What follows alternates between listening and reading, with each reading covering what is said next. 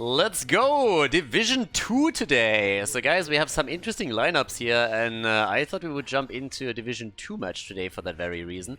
The Water Dragons are playing against Sacrifice, and on the left side of our first map in the best of 3 series, we have on Sky Temple, Yufta, on Kira, Hatua on Muradin, Doni Malaminima on Lunara, Nebet on LiLi. We got the Panda in play, Water Dragon baby right here, and File on Zul. On the right side of the map though, Sacrifice with Kratodel on Abatha, Ice on Anubarak, Saloon on Jaina, Tswutsi on Karazim, and Time Bullet on Zeratul. So we got a Karazim and a Zeratul that are very likely getting some Abatha support and love in this game. Now, Division 2 is a little bit in the middle of nowhere, I'd say. It's not really up at the top of the best players here, but it's up there. So we're going to see some coordination when it comes to team plays. I guess then, since this is also in the new patch, we'll see maybe some experiments with the builds that we're seeing. I mean, first of all, we have the Legion of Beetles already on level 1 standard for Karazim with the Iron Fist, and a big brawl in the middle happening right off the start, where everybody is just about to die. Time Bullet makes it out. Is this fight actually gonna end with nobody dying? Really? Okay, good start right here. I mean, that was that was actually pretty funny. Everybody was so low that it seemed like you would get a kill for sure. But yeah, it gets shut down. So there's a couple of things that are gonna be interesting here. First of all, LiLi as a support is obviously kind of funny. But since the team is called the Water Dragons, I suspect this is not a one-time occurrence. We're probably going to see this a bit more often. The Zeratul with Abatha is also going to be quite interesting. And we'll see how much he can do. The Slugger is sitting up at the top as well, helping Zeratul out here. As Time Bullet is shirking around Zul and looking for a kill opportunity. Muradin with another Stormbolt. And Kira, whee! Connecting, swinging, and dying just a second later. Alright, first blood is in. Kira is down. She left the house and went back to Wakanda. So, ooh, they're getting more, aren't they? Ooh! Hoppity hop, baby. Lunara. Yeah, careful. If one of those siege giants takes aim, you are dead meat. Oh dear. So, well, off to an explosive start. I like it. Cool setups for sure, too. And a very aggressive dive comp just in general from Sacrifice. It's going to be interesting if they can set these kills up for Jaina in particular. But late game, that Karazim-Abatha combo could actually be more dangerous than Zeratul with the head. Right now we have full-on focus with the Adrenal Overlord and the Pressurized Glance into an Assassin support build. So they want to go for that, as they should. Again, they have a lot. And I like it that as we have a Muradin, we get Thunderburn here. So it's going to be a healing static build with Avatar on level 10. Lately, I'm a little bit... I mean, again, we had a couple of Muradin plays on the NA server when we were casting some of these exhibition matches and the Maps of Madness tournament. But the Muradin builds, they are just wild. I mean, they're seriously wild. Or some wild shit. Especially since they're actually going Haymaker with the solo tank Muradin. So that was interesting to say the least. But either way, over here, normal build for now. And let's see how they're going to play this one out.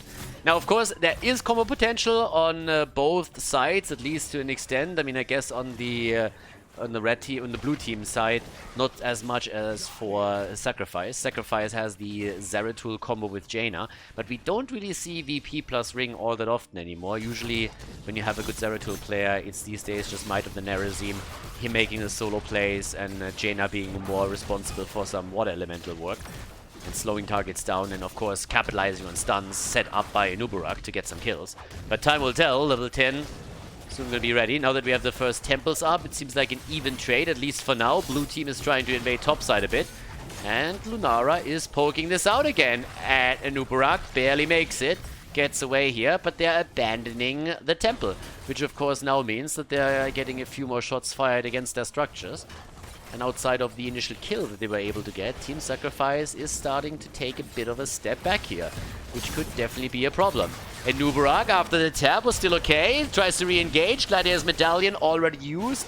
And Yufta makes it out. Good for him. Nice move on the cooldown. But they're taking at least a few of the shots back. You can tell already, though, that there is a lead now for the blue team on structures. It's nothing insane. And Abathur gets pushed at the bottom of the map now too, so File is actually getting some serious value out of his Zul setup here. We got the Seeker in the dark after initially the move Unseen was played out. Bit of a brawl in the middle is happening as both teams have their level 7 talents now, which gives us the Give Him the Axe. Great for Abathur support later on in the game if they decide to go down that path. And topside, even more pressure. So at this point, it's really getting a bit tricky for Sacrifice to keep up with all of the wave clear that exists on the other side. Oh, and we actually have Anubara committing to the level 7. So the past few times when we've seen the build, it was, if at all, the Leech build, or sorry, Beetle build, was only most of the level 1, but he actually commits to the level 7 as well. They get another kill against Kira. It's the second time that she's down. Begs the question if they are playing this out completely with the Nubarab speccing into the 16. But again, we'll find out later on in the game. So now it's 2 kills against 0, still even experience for them. Abathur is waiting for his level 10 so that he can get his copy. And we have Zul starting to get the stacks on the level 4 here. Talking stacks, Muradin, 6 stacks, that's a Stormbolt a minute at this point.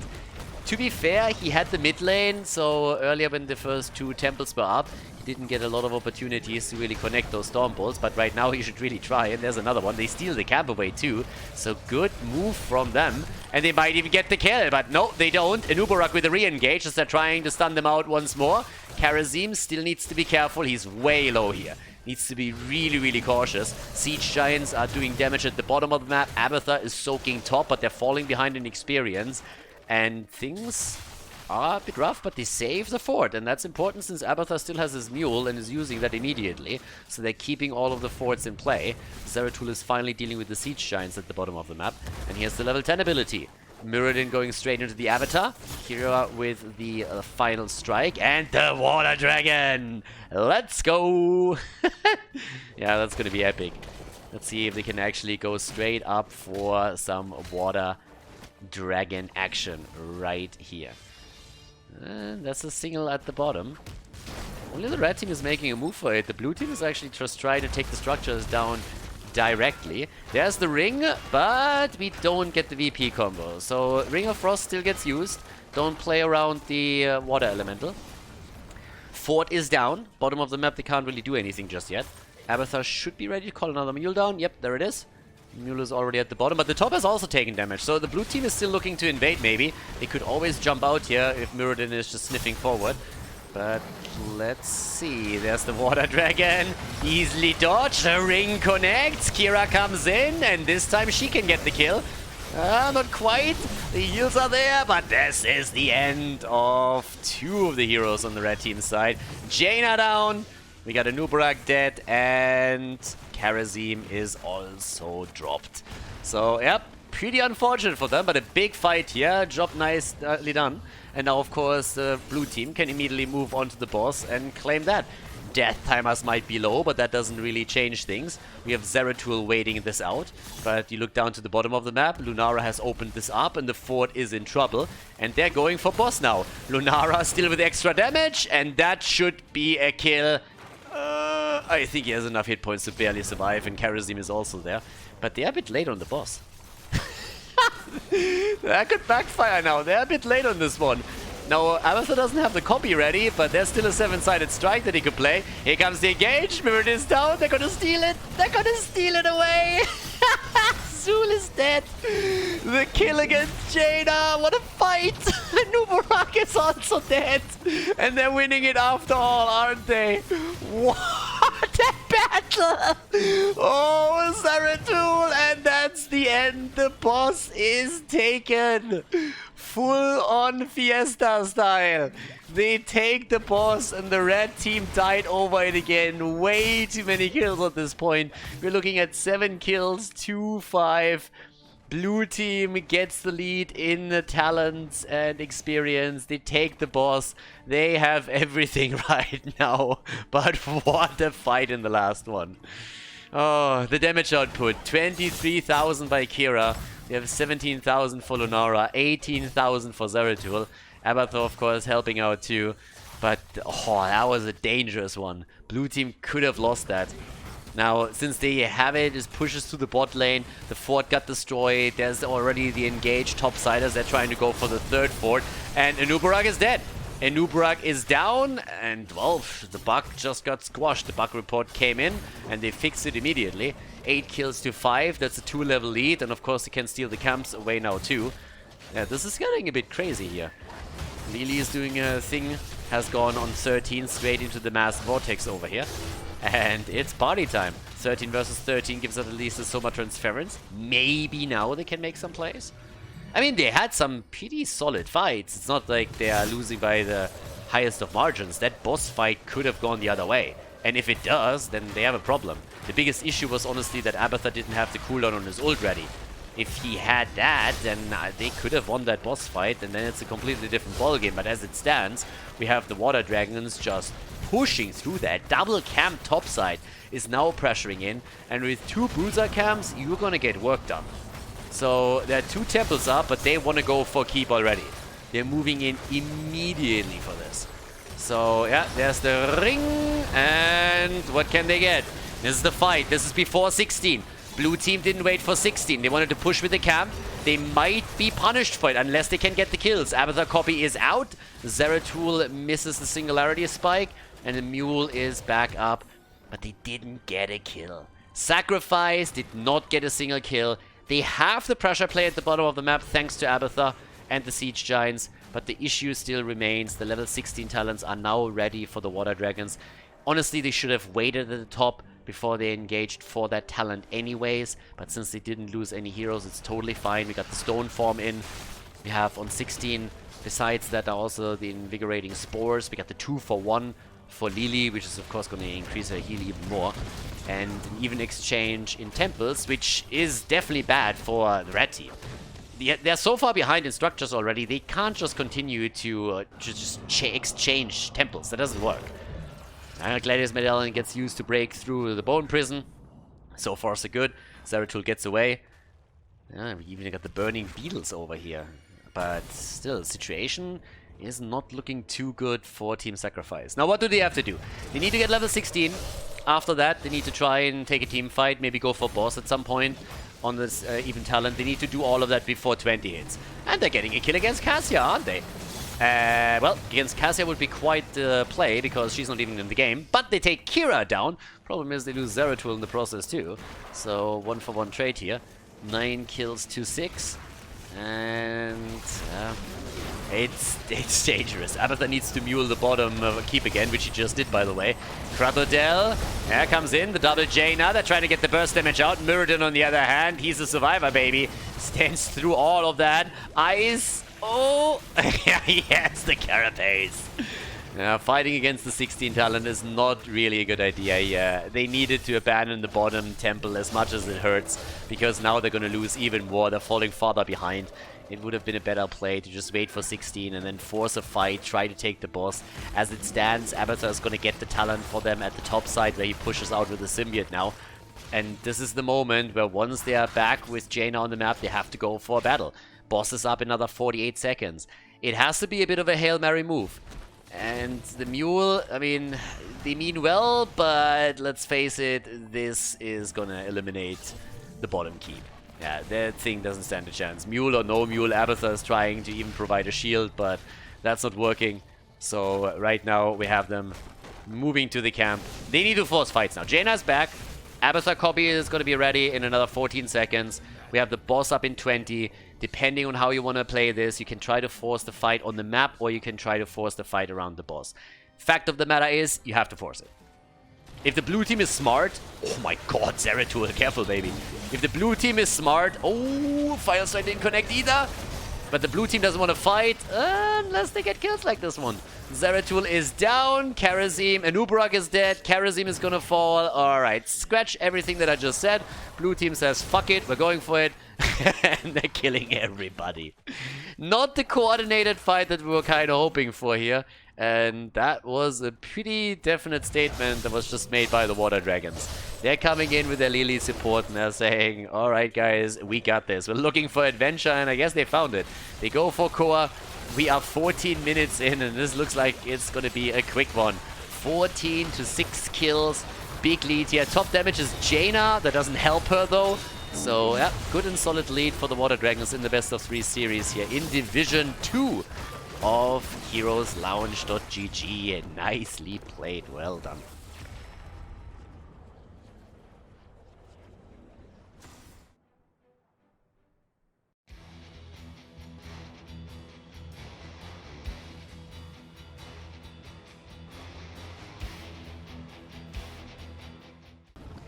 Game number 1 ended in favor of the Water Dragons. We're heading straight into game number 2 on Dragonshire. And well, we got some interesting heroes here as well. Fail on Kerosene. We got Yufta on Imperius. Hatua on May. Donimalamina. Yeah, actually that was correct. On Lunara. And Quarantined. Either a Smurf or a new player. Maybe someone had to leave. Like, I don't know. But he's playing Gazlo. I don't think he played in the first game, unless I'm mistaken. Eyes on Muradin, as we're looking at this one, on the other side of the map. And at this point, if you're taking a quick look at the rest of the setup here, we have Time Bullet on Falstad. We got Tswutzi on Whitemane, Kratodel on Dehaka this time, and Saloon is playing Zagara. Alright, and what did just happen? We have Insight! Yeah, so not really what I want to go for. Iron Fist is pretty much the standard talent for good reason. Insight is pretty much the worst talent you could possibly go for. And yeah, that's really annoying. So what Fail really needs to do is try to get those stacks together, for example, at mercenary camps later on. But again, if you want to take something for your own plays, don't take Insight. Reserve that for your quick matches and stuff like this, but if you're playing on a bit more of a competitive angle, that's something you are trying to avoid usually. Not really a great talent. But either way, they're gonna check this out. We have also with Gazlo now newly buffed, the one-man wrecking crew on level 1, so we'll see how that works out for him. Kinda eager to see if he can do something here.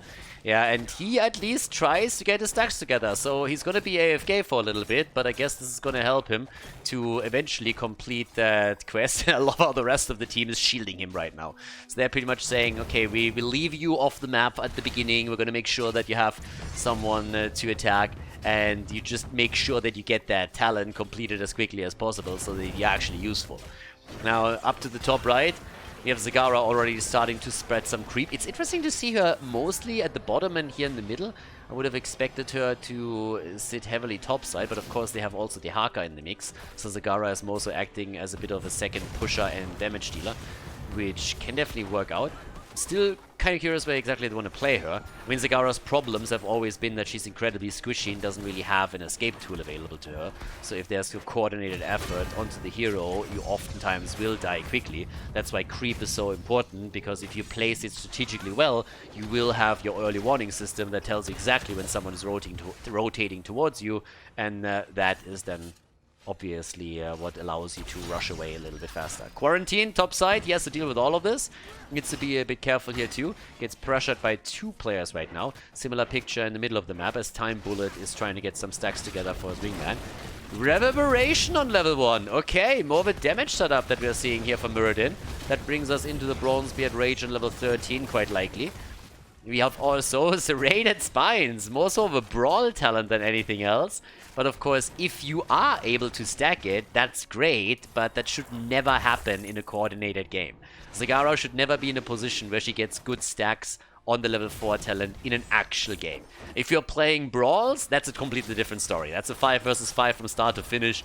There you can actually get some serious numbers onto that talent. But I would be surprised if Saloon is getting any significant auto attack damage out of this talent. That would be impressive, and I don't think it's happening here, not with the lineups that we're seeing. So a couple of those level 4 choices definitely get a big nope from me. So yeah, either way, we didn't see a kill yet, and of course, Sacrifice is going to try for the comeback here. And let's not forget, this isn't the top level base. It's not like we're looking at Washed Up versus Feel the Heat here. So talent choices have an impact, but there's a lot more decisions to be made, and this could still backfire for both. There's the jump, there's the kill, nice! And we have Whitemane and Kerosene down. So both of the supports are already toast. And while we're talking a little bit about some of the choices that may be questionable on the side of Zagara, let's not forget that we also still have that inside Karasim here on the other side. So that's going to take quite some time until it gets value. Even with a focus onto the mercenary camp, we have him with only 37 stacks, so that's not really a whole lot.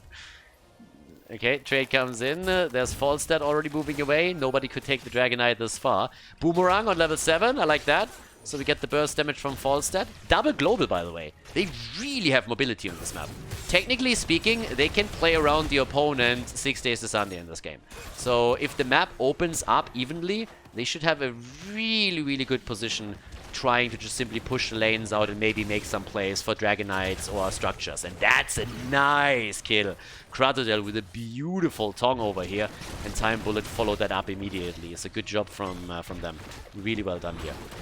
Now, we have still the control for the red team, and now that they have the numeric advantage, maybe they have a chance to go for something here. Go for the first objective. Got the Goblin Fusion at this point now. It's all about the scrap for him. Definitely a bit out there also with that build. And Lunara, yeah, Lunara's going to get some assistance in just a second. So yeah, here comes the drag, and Yufta didn't connect this one. Dragonite gets taken in the middle, and they immediately move through the mid lane. 2 kills to 1, we're pretty even in experience. Of course, the Water Dragons want to lock down the second win so that they can walk away from this game with a 2-0 victory and don't even have to bother with map number 3. But we're not there yet. Bot lane, Zagara, she can pressure. She has the wave clear. And now that the Dragonite is currently luring a couple of people into the middle who are trying to defend against it, we have Zagara with a lot of space at the bottom of the map, despite what we're seeing Karasim try and do here. So she can start to take those towers down, and opening the wall up would already mean a lot.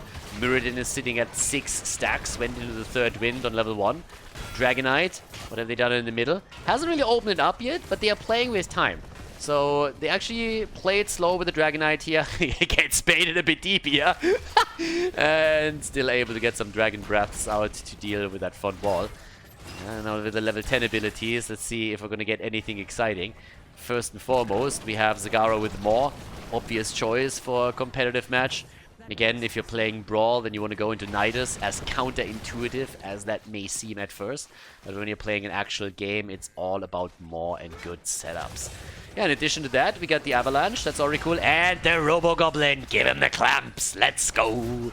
Problem is that the only one that is getting clamped right now is Gaslow. And they just pushed everything on him. Look at this kill again. They just really thought only a dead goblin is a good goblin. Now, we're going to wait for just a moment. First, we have White Mane eliminated bot lane. But they just dropped everything they had on the Gas Lord, showing the respect that he deserves. Muradin jumping in here. Ooh, Mei is down. Maybe a bit too deep on this one.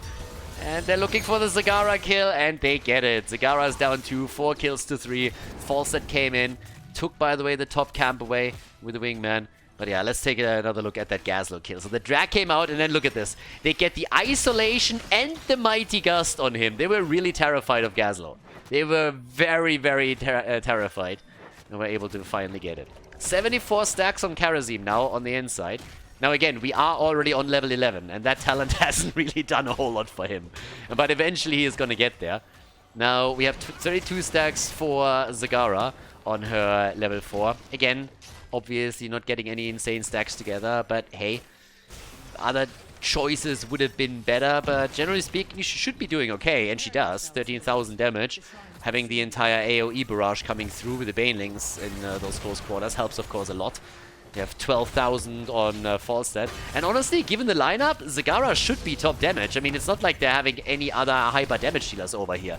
Falstad, when played correctly, can definitely get decent numbers onto the board, but he's rarely the top damage dealer. It can happen, depending on the playstyle and build, but in this case, I would expect Zagara to do fairly well against them. We have, then again, Lunara nearly doubling that amount with the 25,000 that she brings to the table. Karasim at the bottom of the map right now. They're trying to go for Muradin, uses the Gladiator's Medallion. And the wall is also about to fall as Falstad flies in again. And is greeted by one of the turrets. Okay, double frames are already through. They were trying to go for the same play here. Level 13 talents already a little bit quicker for sacrifice, as they're starting to go in. And, well, let's go. There's our level 13 that gives us the greater spell shield.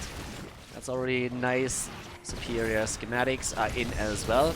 Karazim comes through with a Quicksilver right here. There's the Mirrored Isolation. The Maw against 2. Do they have a follow-up though? Those Banelings didn't really work out the way they wanted. Either way, here comes the kills, and maybe the drag. I like the global plays. I like that they're really trying to play around the 2 globals. I think that's pretty cool. You see oftentimes players on a lower level make the mistake that they're using their global to simply half-stone back and then fly back or burrow back on lane. They're not doing this. They're actually using it to rotate between the lanes and try to create superior numbers. Oh, the palm! Perfectly timed! I'm gonna leave it up to you if that was intentional or unintentional. They definitely tried to damage, but they didn't proc it. So that was nice. Zagara is now at 48 stacks for her. Down here at the bottom of the map, they're still doing some work against the camps. I mean, again, 48 stacks is nothing crazy. It's a little bit more even than I expected, but she's not going to be a mad damage dealer on auto attacks in this game. But she doesn't necessarily have to be. I think a different talent choice here would be better, but of course she's still able to get some auto attacks through in those fights, and on top of that, having the Hydra available, the Banelings coming through, and all of that is definitely helping a lot. Yeah, and Karazim is nearly done. Karazim is nearly done with this one too. So then he can finally look at the ability, at the cooldown reduction over here, which he kind of wants. And that's going to help him a little bit. But again, don't do this at home, kids. Bottom fort, not eliminated yet. Karazim is done, 10 minutes in, pretty much on the mark. Missed it by 2 seconds. And up at the top, yeah, Falstad is here again. They are really ganking up on that top lane. I like that. I really like that a lot. I mean, it's not necessarily always a success, but again, isolation and the play with Gust. And another drag. They're getting their kills. The global setup that they have is kind of cool. I gotta admit, for Division 2 team in particular, this is kind of neat. Oh, tried to play around the palm. Can't get it though. Yeah, the Haka has now moved down to the bottom 2. Falstad is, of course, now slowly making his way through the Nexus. But yeah, doesn't have the cooldown for the flyer, so he can't use it here. But they're still trying to make some plays. The Haka gets actually burned away, and so does Zagara. That isolates Muradin, but he still has his dwarf jump and can get out. So good for him. And yeah, Karazim, careful baby.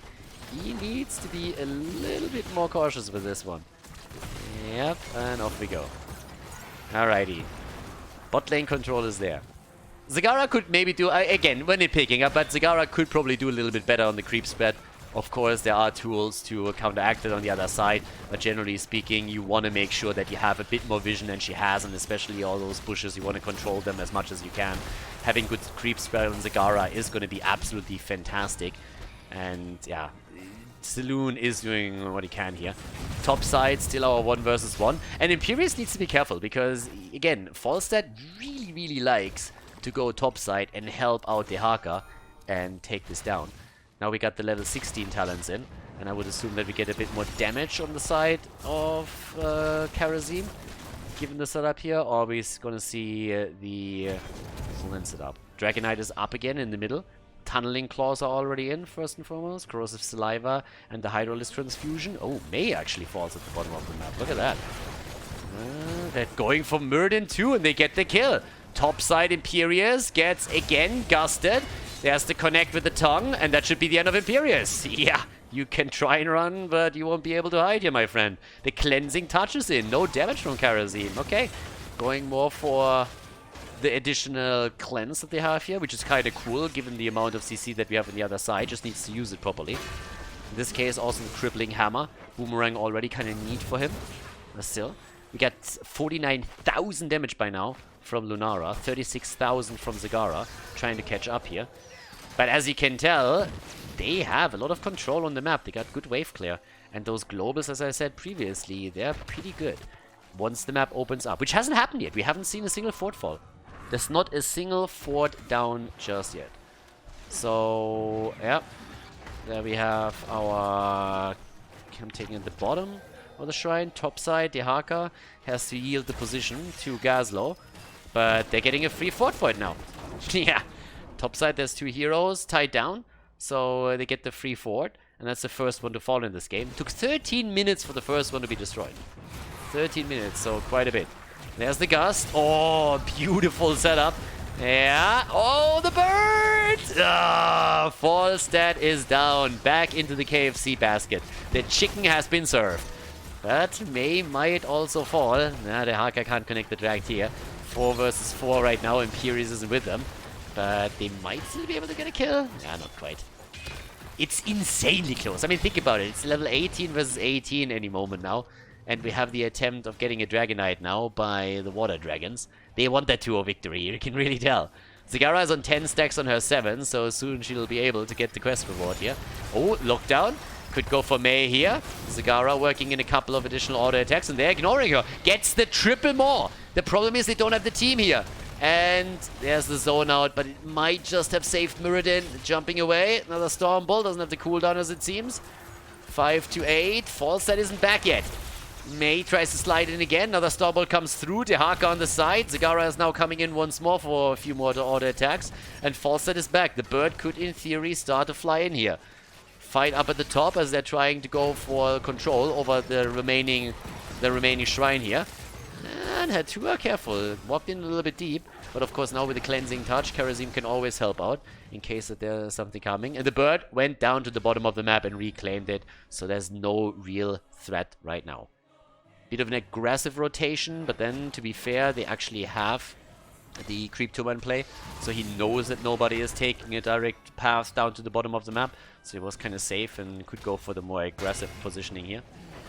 Without that vision, you would have wanted him to go a little bit safer on the right side and just move straight through the fort area. And talking forts, I mean, it's kind of incredible that we have pretty much no structures taken out with the exception of the bottom fort here.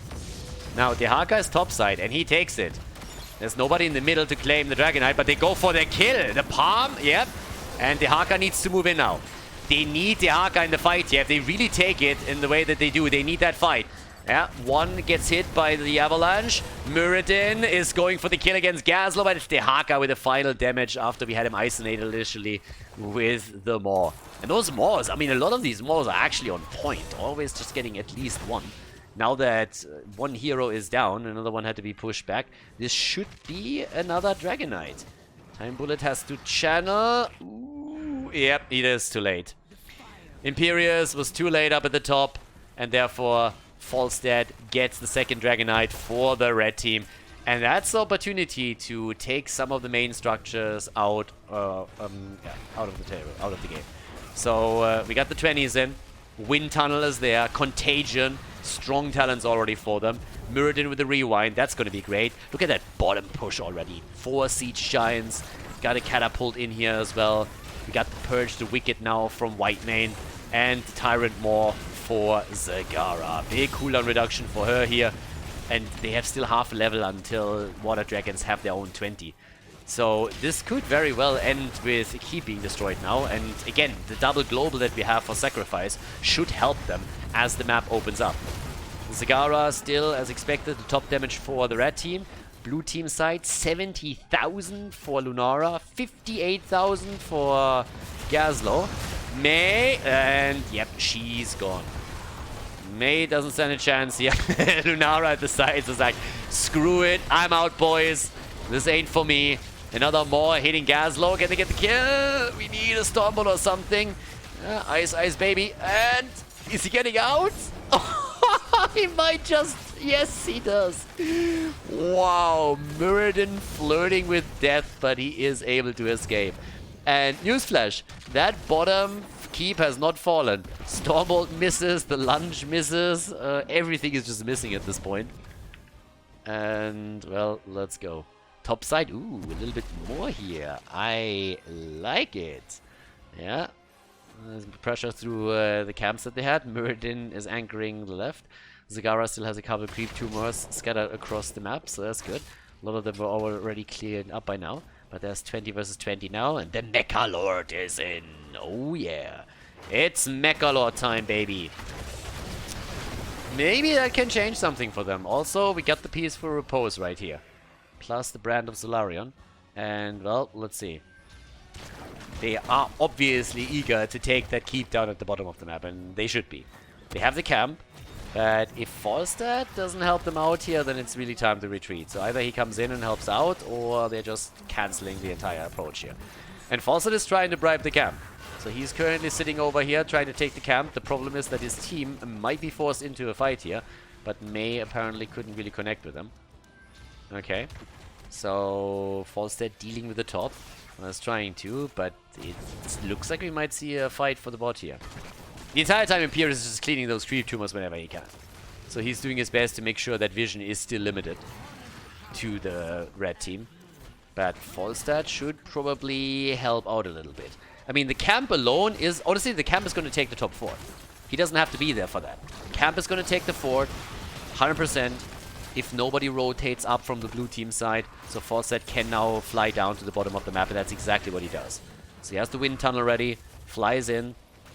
And, yep, mid lane push. That one is pretty aggressive too. There's a catapult in the mix as well. Top lane, fort is going to fall for sure. So it seems like the Water Dragons are in a bit of a pickle here. If they move away from the bottom of the map, we're going to see a 2 temple control from Team Sacrifice. But they're starting to lose structures. Double more again in the back. May is down already. Avalanche or no Avalanche doesn't matter anymore. And Muradin is trying to go for Gazlowe. Gazlowe gets hit, Stormbolt is in, there's the wind tunnel, a little bit of a weird one, but it works out. It locks Imperius into the corner, he is down, so is Lulnara, and that's an amazing position for Team Sacrifice. They want to bring this to Game 3 and things are looking good right now. Top fort has fallen as expected, big push coming in over the Bridge of Death. And Dehaka has moved into the middle for another Dragonite. Rest of the team is already at the bottom of the map, and they can go for core right now. With the Dragonite moving in, this should be a foregone conclusion right here. Let's see if they can make it work. 88,000 damage for Lulnara. We get 83,000 for Zagara here. Yeah, and they are coming through the middle. Shields are already gone. Dragonite is starting to hammer away, and we are headed for a 3rd game in this series. I like it. Pretty fun match actually between these two. So Water Dragons against Team Sacrifice in Division 2 heads into map number 3. Let's go, boys.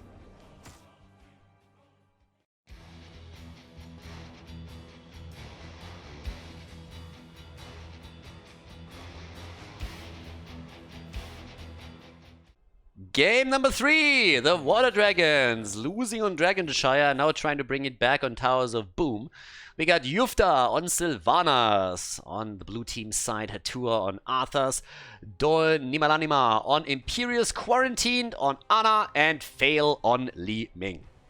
On the right side of the map, Kratodel on Diva. We currently have Time Bullet on Falstad, Ice Murden, Switzy on Anduin, and Saloon again on Zagara. Worked in the last game, so why not try it again? Honestly gotta say that the Water Dragons screwed that up a little bit. They should have tried to walk Zagara down a little bit more, focus on her, and exploit the fact that she has trouble to escape in these situations. They are oftentimes focused on very, very different heroes here. I kind of like... I think Arthas here is kind of weird. I mean, we've seen Arthas a little bit. I think in this case we're going to see him on the side lane. But he's going to be cool to take those creep tumors down. Now, again, you have other heroes that could fulfill the same function, but if they really just want to shut down Vision, Arthas with his Frozen Waste is going to be pretty neat for that. We don't see him all that often usually as a hero in the games. We had him a couple of times just recently with very, very mixed results, to be fair. There's not a lot of auto attackers on the other team. Normally when you see an Arthas, or when you saw one back in the days when he was semi-meta, it was mostly when there was a Greymane on the other side, or you were speccing into like a triple frontline with like Thrall and some melee damage dealers. Maybe when there was an Illidan too, you know. But that is like ages ago, of course. And he already goes into a bit of a different build here as well. And honestly, this is a talent that I have a bit of a pet peeve with. Eternal Hunger could be an interesting talent. I'm honestly a little bit pissed that Blizzard just touches so many talents these days, and this one is still absolutely useless. If you compare Eternal Hunger to other talents on that level, it's just not good. And even if you're doing a great job and you spec a bit more into this auto attack trait build later on, and get good stacks together, you're pretty much never outside of like, I don't know, Brawl, or even Quick Match and Brawl, it rarely happens that you get decent value out of it. Now you're doing it a little bit for mana, but it would be so easy to buff this so that you actually get a damage increase of 5, for example, and then you could even buff it over to 6 if it turns out that even with 5 it's too weak. So that's like a typical change that Blizzard could easily make, where that talent would get a bit of value. Just give it a +1 attack damage boost, and then later on you'll see, okay, does this increase the talent pick rate? Does it make it a little bit better? Because I think it could be really cool if you have a bit more of a bruiser-orientated Arthur style with him speccing into the trade later on too. In the current state of the talent, it's pretty much a waste of talent, unfortunately. Still a fun one. Anything that you can stack indefinitely is kind of fun when you want to toy around with it a bit, but as I said. So Zagara is actually playing the same style again, and again, if you want to play Zagara, this is a tile you shouldn't really take into an actual game. There's better alternatives on the level 4. But if the blue team fails again, as they did in the last game, to actually attack her, then she might get her stacks together. But it's really up to them. That shouldn't have happened. Arthur's taking D.Va down. Now, Mech, okay, but that's a little bit strange. Muradin with a damage build setup again, by the way, so we don't have him with a healing static approach on level 13. Arthur's is still dealing with the top. And is also speccing more heavily into a Death Coil build, which can be kind of cool. Which is also very likely what happened up there. Right now, the interesting situation that we also have in front of us is that the best hero when it comes to taking these creep tumors down is actually sitting at the top lane, whereas down at the bottom of the map, where Zagara is reigning supreme right now, we have Imperius. So it might actually be a decent idea to every now and then, just for like some time, rotate the two around, have Imperius take the side lane, which is initially where we saw him in the game before he became a main tank, and have Arthur just sitting at the bottom cleaning up all the creep tumors and taking those down. Right now, he's just cleaning up Anduin, so Anduin is down. That's an easy kill there. Gets one creep tumor eliminated too. And the Fiesta continues a little bit. There's at least a Baneling connect interrupting this. Falset is moving up to the top. We got level 4 talents on both sides, but the level 7 is now kicking in any second for the Water Dragons, which is kind of neat for them. Already with the dominance on level 4, so we're gonna get Calamity now. And here comes the Festering Wounds. Stormball connect, nice! Ice is moving out here, and Arthur's, yeah, is gonna clean up. Gets 1, takes 2, should take the rest of them as well. Just make sure that Vision is now completely destroyed. Lockdown intent was good, but already the medallion used. There's a few more that you should probably take down here, but he's sitting now also on 7 stacks for his level 1. So for mana, it's going to be neat when he completes it. Immortal Coil is ready on level 7 as well. And Death Coil build is definitely something that you can do. Again, it's not the traditional Arthur style that you see, where you mostly focus on your Howling Blast and on your Frozen Tempest, but it's definitely something where you can get additional damage out here a little bit more in a self-sustainable position. Could be a nice bomb here. Yep, that's at least hitting Imperius. Not enough damage though. 7 versus 7. We're still fighting over the third altar. Altar is still being fought over as they're moving in for it. Boomerang is ready. Skullcracker is in. They're trying for another kill. This time Sylvanas forced, but the quest is done for Arthur's at least. Good for him. The channel on Twootsie's side is about to be successful though. He gets it through and locks in additional 4 points against the Water Dragons. Shots are fired, yeah. Game 4. 3. It's still a best of 3 series. It didn't change. So yeah, we have game 3 in our hands, and one of these two teams will walk away victoriously after this one. Still a bit of an experience lead for the Water Dragons. The two are still playing this one out. And again, needs to dodge this one. Nice! Might still fall. And yes, he does! Good job. Falstead is able to make it happen. Gets the last shot connected. Now they have control over the pumpkins at the bottom of the map. And the bird is up at the top. So there's experience to be lost. Anna sitting in the middle trying to wave clear, and he's just like, team, hello? Who do you guys think I am? So Anna is just sitting still in the middle as like, boys, I got this. Pew, pew, pew, pew, pew. Doesn't really seem like she has anything locked down there, but yeah. They need to rotate someone else into the middle, I can tell you that much. They need also some assists here over at the pumpkin camp, because the red team is invading this one heavily. Li Ming is down, Ana poking from the side, they're going from Zagara, and again, if you actually focus her, she dies quickly. That's a pretty ballsy move that we just saw there from Sylvanas. I mean, she's going deep into this one. They are completely split. Sacrifice has driven a big wedge between the team, and that's now one kill after another. They were not in a position to fight. Ana was just split from the entire team, sitting in the middle, trying to wave clear here. Camp is now taken away. We had Sylvanas just jumping in, and now Imperius is dead. 6 kills to 4, Gust into the corner. Oh, this is getting out of control quickly. Myrddin jumps out, but there's the kill against Anduin. Nicely done by Arthur. That was actually well played, and we get another kill too. Fail with a kill against D.Va here. Good job, my friend. So, yeah, jumps out, easy peasy. Here comes the altar. 1 channel on each side, 4 shots fired. They're trying to make a play for Li Ming. And yes, there we go. Li Ming gets the nano boost. The bird. Oh, Arthur gets locked down by the Maw. That just saved him right here. And fail. Oh, he actually dies. Nice. Myrddin gets the best trade that he possibly can here. He was definitely going to die there, but at least gets the counter kill. Nicely done. Topside pressure from Sylvanas as she moves in. Falset is trying to stop her this time. Stacks are coming together for most of the heroes here. We have 15 for Arthur's now. Main damage for him, of course, comes through the Death Coil at this point. And looking over to the red team, it is again Zagara with the main damage. Similar setup that they had in the previous game, of course. So Zagara as a range damage dealer is definitely one of the top damage numbers for them. I mean, just look at the setup. They're playing the same damage dealers here. And really, as I said, it can be exploited quickly if the blue team plays their cards right in this game and focuses on Zagara in these team fights a little bit more, if they can get that access. Now, still, we got quite some creep tumors at the bottom of the map. There's a lot of control, and the Water Dragons have to deal with this.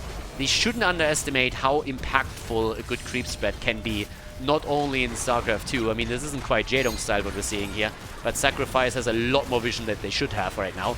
And here comes the lockdown again. Light Bomb is in. They're trying to go for the mech. Myrddin gets the quest completed. Sylvanas isn't here. Neither is Falstad. Triple more. That could be a problem. The bird comes in. Could be a Gust attempt. Goes for the boomerang. Good damage. Nice burst. Sylvanas is still not here. And Arthur's is dead. Yeah, blue team definitely making some talking about mistakes. Ah, that one didn't do enough. The bird with a bit of a bad angle right now. Yeah, but coming back to my point, Sylvanas sitting at the top, either you don't fight or you bring Sylvanas in play. Those are your 2 options. You can't just have Sylvanas sitting on the side lane the entire time. And I mean, look at this. What is she going to do? The best that they can hope for if the bot bell tower gets taken is that they can go for a trade. They need to do more than that. So Sylvanas is currently dealing with the top and trying to take this one. Now that Arthur's is back, it's at least a 4-man defense at the bottom. They have an experienced lead that they've been holding on for a long time now. But there needs to be so many different things that they are doing. They need to get Sylvanas down here, take that fight, 13 versus 13 talents right now, win a battle, take those creep tumors down, win the pumpkin cap. And Sylvanas is getting a bit too aggressive. She needs to be careful. She jumps in with the rest of the team. Stormball doesn't connect. Yeah, and she might get the kill. Nah, probably not. But Arthur's now has to clean these tumors. That's exactly what he does. So D.Va is going for the rotation. And that's a bit of a problem of what the Water Dragons have right now. Now again, I talked a little bit about the type of setup that they have here with Arthur's probably being drafted against Zagara, also trying to deal with the frontliners. They have Imperius, but there's a couple of things that they're just missing. If you're looking at wave clear on 2 lanes, you normally want to have someone like a Malthael, Azul, Leoric, I mean Blaze. There's so many heroes that can rotate between the top and the mid lane and really catch the experience while the rest of the team focuses on the structures at the bottom of the map, as bot lane is the most important one on this map. And they don't really have that. Arthur's is struggling to keep up on that end.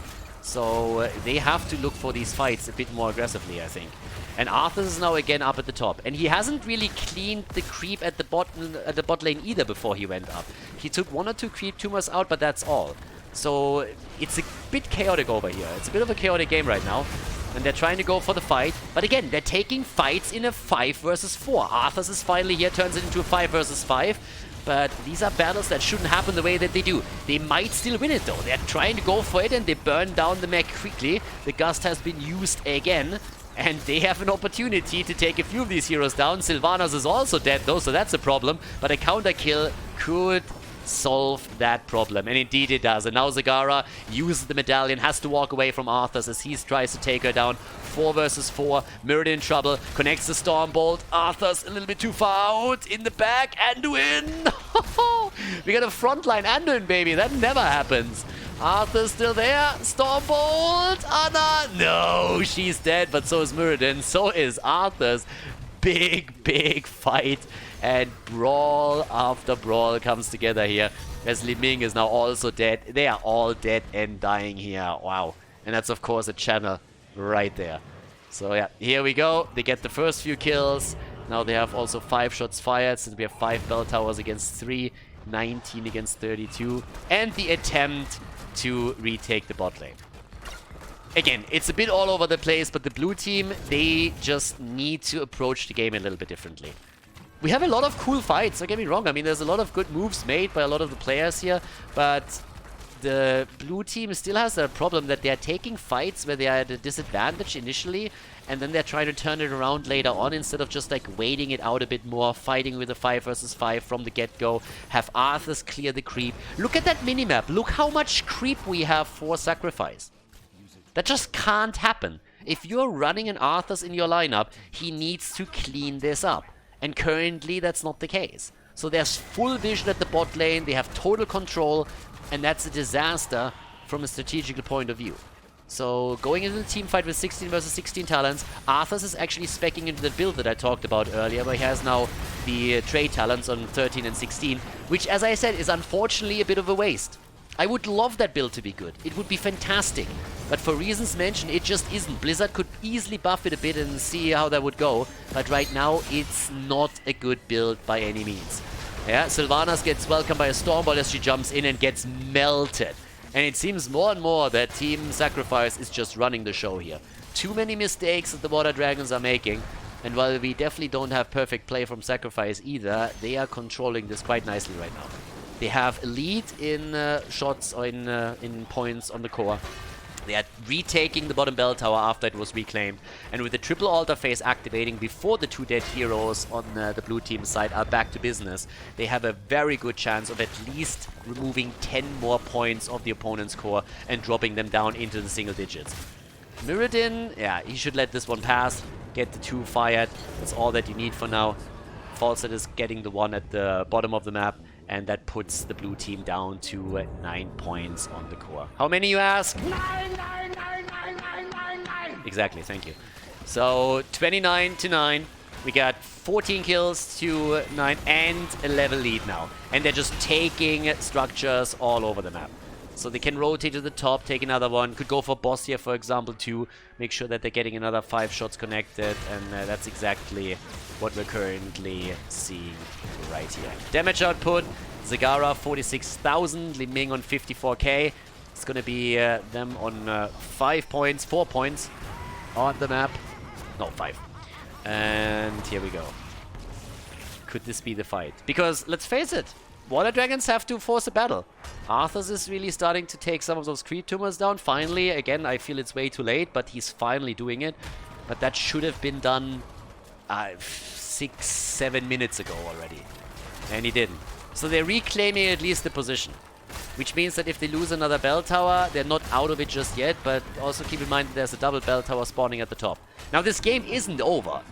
Towers of Doom is a map that is always good for a comeback, and it's one of the most exciting maps for that very reason in the game.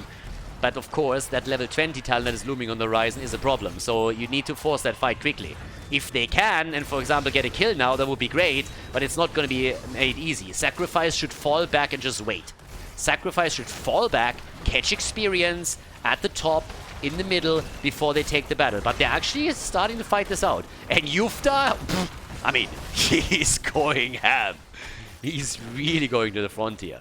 So 9 more seconds, and the blue team is forced to fight. They don't have another chance. They need to. They need to make their moves now. Now, again, still way too many creep tumors. No chance for any traps at the bottom, but maybe at the top you can make a play. So they have to move in for this. 20 is still not ready. This is still a 16 versus 16 talent fight. And Jaina actually, Li Ming actually channeled already. So Liming channeled. They're starting to move in. Here comes the explosion. Can they get a kill? They need it. More against one. Saving Sylvanas from the damage. Sylvanas, Stormbolt, and she's dead. Can they at least kill Mirrodin? No, Anduin ruins the play. Anduin ruins it. Here comes the Gus. They're trying to go for the isolation. Arthas is all alone, and he goes down, and this should nearly be game. That's going to be another 4 shots fired. 20 talents are in. Channel hasn't been completed. They seem to be thinking about trying to convert a bell tower and end it with this one. Yeah, that seems to be the thought process. That could actually backfire. Falset is now moving in towards the top, trying to stop this, I suppose. Which means that only 4 heroes are pushing. They left the altar. They want to end it. They want to end it right here. So, not sure if that's going to work for them. This could backfire, as I said. There's 16 more seconds until Sylvanas is back, and Falset has realized, well, this isn't happening. So he's going for the channel, and that's going to put them down to a single point on the core. Whew! 1 to 25.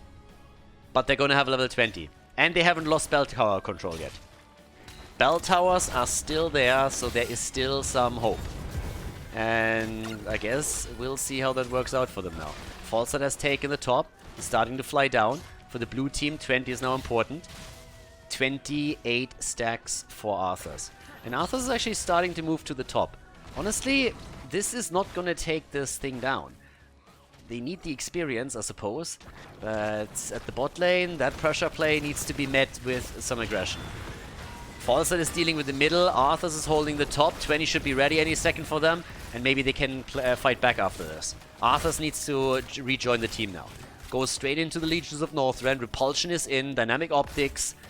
And time to shine. Honestly, it's now or never. The next altar is a single altar on the bottom of the map. And the boss is up in a minute 20. So right now, they're pretty okay because there's no boss on the map. Once that the boss is up, they need to cover that position as well. And here comes again all that creep spread. Arthas needs to walk that down. He needs to make sure that the vision is reduced, or they won't ever be able to set up a trap or anything. Ice gets attacked. Yeah, they're starting to go for the kill. Avatar gets used. Light bomb is in. They're making the play right here. Double more against the frontliners. Backline is open. There's the wind tunnel. Liming locked down and dead. There's the kill against Ana. This just has to be game. They go for the kill against Arthas too. It's a triple kill. And they drop Imperius as well. Trying to go for the team wipe here. Nice Bolt of the Storm, but that is the end of it. Easy peasy. The altar is up, the channel has started, Kratotel is taking it, and an impressive comeback. Team Sacrifice winning 2 in a row now. Sylvanas is also dead. 5-man team wipe, baby. And that's a 2-1 victory for Sacrifice against Team Water Dragons in Division 2. Nicely done. GG and well played.